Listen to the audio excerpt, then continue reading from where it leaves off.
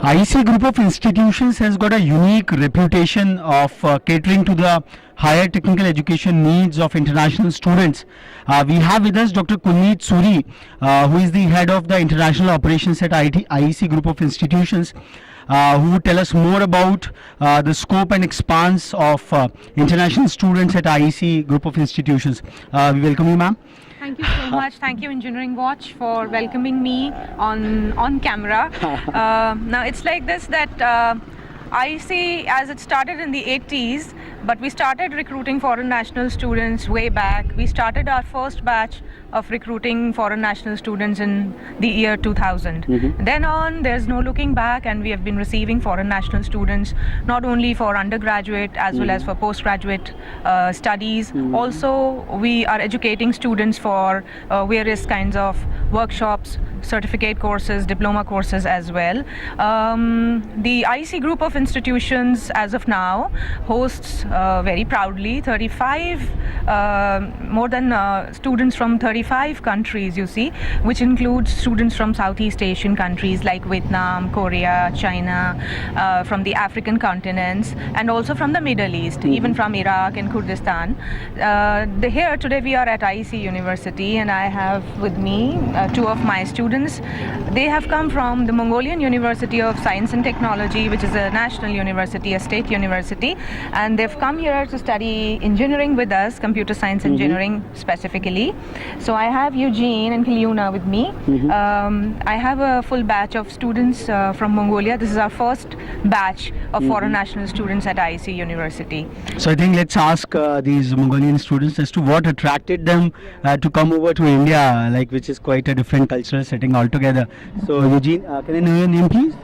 My name is Eugene. I came from Mongolia. Okay. And I am studying IEC University. And why we came here, because it's very hill station place. It's not place of in India. And weather is like a Mongolian weather, closely near to Mongolian weather, and then we love. And also our school university is very huge for history, has a huge history, and we love IEC University. So what are you studying out here? We are studying BTech. BTech in which discipline? It's a programming. Huh? Programming. Programming. So how are you finding the academic environment and things like here? How are the teachers? How's the academic environment? Our faculty is very closely for us and nicely, and warm faculty and university. So what kind of problems are you facing while being in India? Like, is it all hospitable, or are you facing some good challenges out here? Some problems?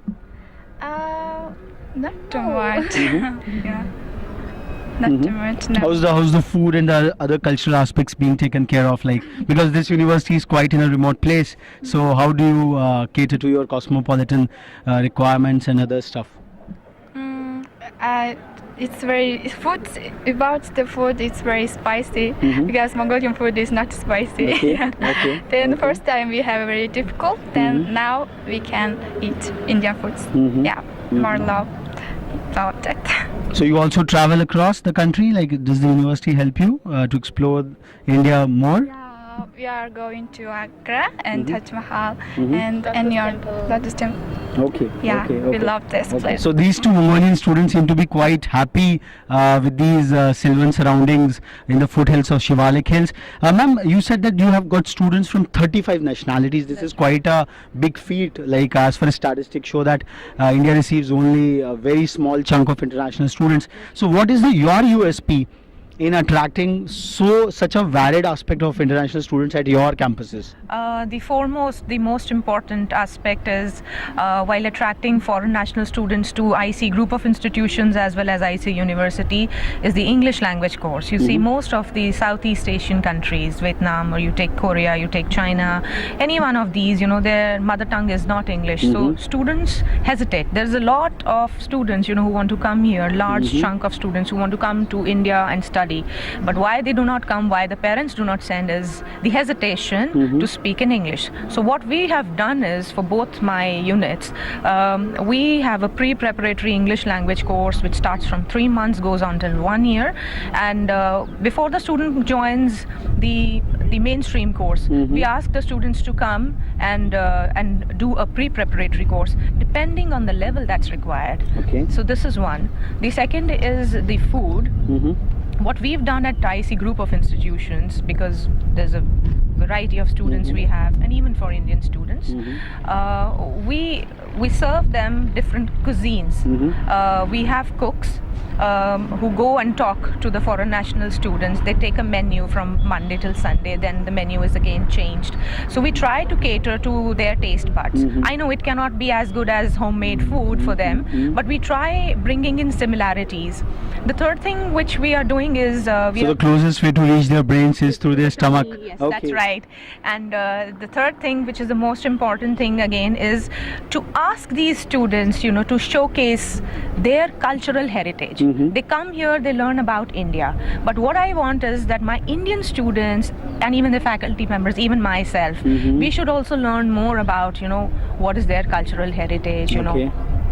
Let's begin with their national anthem, then it goes on to the music, the drama, the theatre. So the typical, I will say, the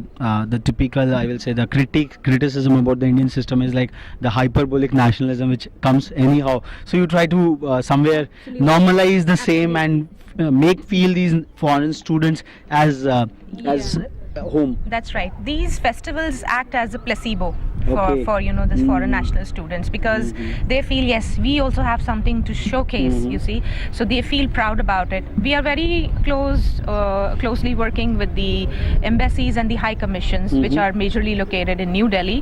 So we ask the diplomats to come down during these festivals, during these cultural fests that we hold. So which Mongolian festival you celebrated recently? They have one which is called Nadam, so we hold that, and they have the folklore. How was it, Eugene? Nadam, your experience with the festival out here?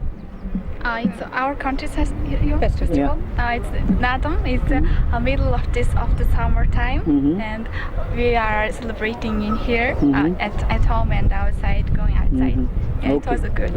Okay. So basically we can see that you have set up a good ecosystem of cultural customization where you give them a pride that you are not in a foreign country, you are in your own country, where we can assimilate your culture as well. Right. And the food part of it, and obviously the language, the conversational part. Yes, the language is very important. And one more thing, one more point which I would not like to miss out is, when these students come to India, some of them want to go back, and some of them, they want to go for higher studies to nations like UK and USA. So this is one place where we guide the students, because we have active collaborations with universities in UK, in Australia, in America, and in Germany. So we give them the guidance how they can pursue higher education, go for doctorates or go for masters. So for these students, India is kind of a midway kind of a destination where they can empower their language and they can prepare themselves for the advanced studies further. Actually, yes. This, you can say, is part of the process for educating them. And IEC believes in educating youth, whether it's the Indian students or students from all over the globe. What has been the outlook of the Indian students vis-a-vis the foreign students out of this 15-year odd journey which you have had? Yeah, very interesting. In fact, the first batch that we received, incidentally, was 14 students from Mongolia again. And because we have the Indian students, their facial features are so different. So initially, the students hesitated, talking to them. But yes, gradually, when they saw that there are many students coming from different countries, they felt that there's a lot to learn from other students. The Indian students learn a lot from the foreign national students and vis-a-vis. Also, they're staying together in the hostels, they eat together in the cafeteria, they move around together, they enjoy each other's cultural festivals.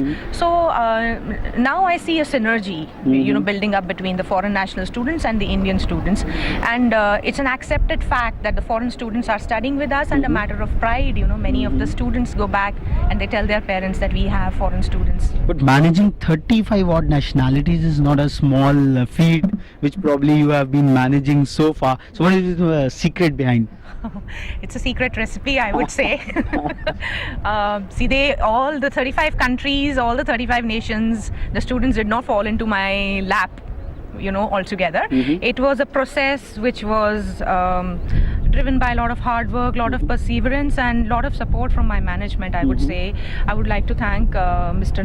Naveen Gupta and also Mr. Aril Gupta for their continuous support, because this kind of an effort requires a lot of perseverance as well. Managing these students was because once they started coming in, we also started researching on their cultural background, you see. So it was like, we have to embrace these students as our own children. So in the process, I have a large family, I would say. Okay. So what's your, ma'am, the future vision of IEC group of institutions, and specifically in this wonderful setting in the foothills of Shivalik Hills, where the breeze is just touching us, and regard vis-a-vis the foreign students are concerned?